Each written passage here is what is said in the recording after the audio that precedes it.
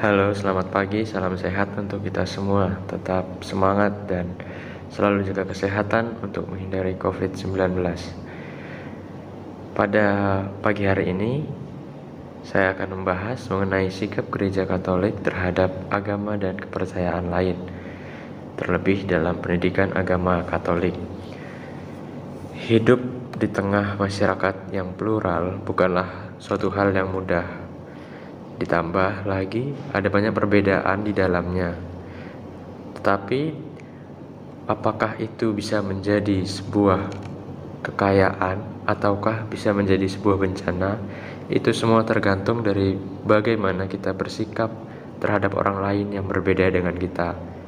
Nah, pada pagi hari ini saya akan membahas mengenai bagaimana sikap Gereja Katolik terhadap agama dan kepercayaan lain. Oke, kita simak ulasannya. Sejak Konsili Vatikan II, gereja memiliki sikap terbuka terhadap agama dan kepercayaan lain, baik terhadap saudara seiman yang beda gereja atau beragama Kristen, maupun terhadap penganut agama dan kepercayaan lain. Jauh sebelum Konsili Vatikan II, ada sebuah ajaran gereja yang mengatakan extra ecclesia nulla salus, yang artinya di luar gereja tidak ada keselamatan. Nah, ketika Konsili Vatikan II, semua itu diperhalus bahasanya, akan tetapi tetap mengandung makna yang sama. Nah, untuk mempelajari dan memahami makna tersebut, perlulah kita menggali lebih dalam apa yang ingin disampaikan oleh ajaran gereja Katolik tersebut. Maksudnya ialah bukan di luar agama Katolik orang tidak bisa selamat atau tidak memperoleh keselamatan, akan tetapi gereja tetap menghargai dan tetap menilai adanya kebaikan dan kesucian di agama-agama lain. Namun dengan tetap pada konsistensinya, gereja tetap mewartakan kabar gembira, warta keselamatan, karena gereja menjadi sarana untuk memperoleh keselamatan itu sendiri. Gereja sebagai anggota tubuh dan Kristuslah kepalanya. Nah, untuk berkaitan dengan sikap gereja ini, mari kita lanjutkan pembahasan kita pada materi ini. Nah, dalam bersikap terhadap agama dan kepercayaan lain, gereja mempunyai dua ajaran. Yang pertama, UR atau Unitatis Redintegratio, dan NA atau Nostra Aetate.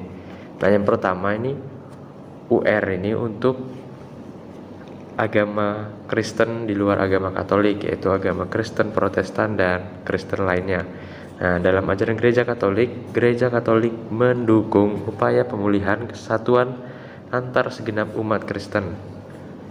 Mengapa demikian? Karena Gereja Katolik menyadari bahwa perpecahan yang terlalu jauh akan menghambat pewartaan kabar gembira, warta keselamatan yang Yesus Kristus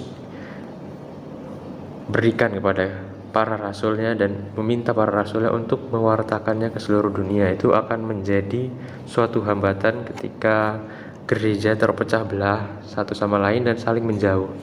Nah, maka dari itu Gereja Katolik berupaya untuk mendukung kesatuan antar segenap umat Kristen, mendukung pemulihan agar gereja-gereja yang terpecah belah menjadi satu kembali.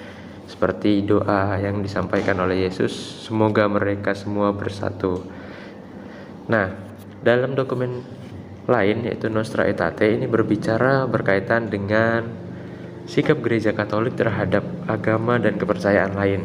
Yang pertama, Gereja Katolik tidak menolak kebenaran dan kesucian dalam agama lain. Ini sudah kita singgung sedikit pada slide sebelumnya. Dan yang kedua adalah memupuk kesatuan cinta kasih pada semua orang. Hal ini karena Gereja Katolik menyadari bahwa masyarakat dan seluruh manusia berasal dan menuju pada satu hal yang sama, yaitu berasal dari Allah dan menuju kepada Allah. Sehingga Gereja Katolik berupaya memupuk kesatuan cinta kepada semua orang tanpa melihat agamanya.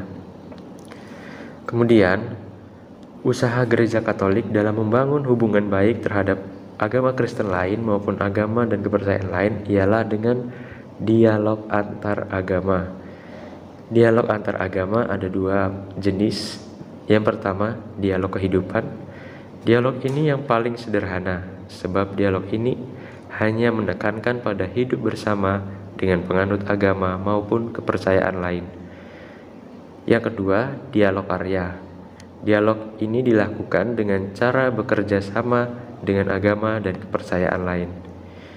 Nah, dengan dua dialog inilah Gereja Katolik berupaya membangun dan menciptakan hubungan baik dengan gereja lain maupun dengan agama dan kepercayaan lain. Nah, kemudian apa yang bisa kita lakukan? Usaha kita yang pertama, tidak mempersoalkan atribut keagamaan yang dipakai teman beda agama. Yang kedua, tidak mengucilkan penganut agama lain dalam pergaulan. Ketiga, menggunakan istilah agama pada tempatnya. Keempat, memberi kesempatan dan motivasi teman yang beda agama untuk beribadah.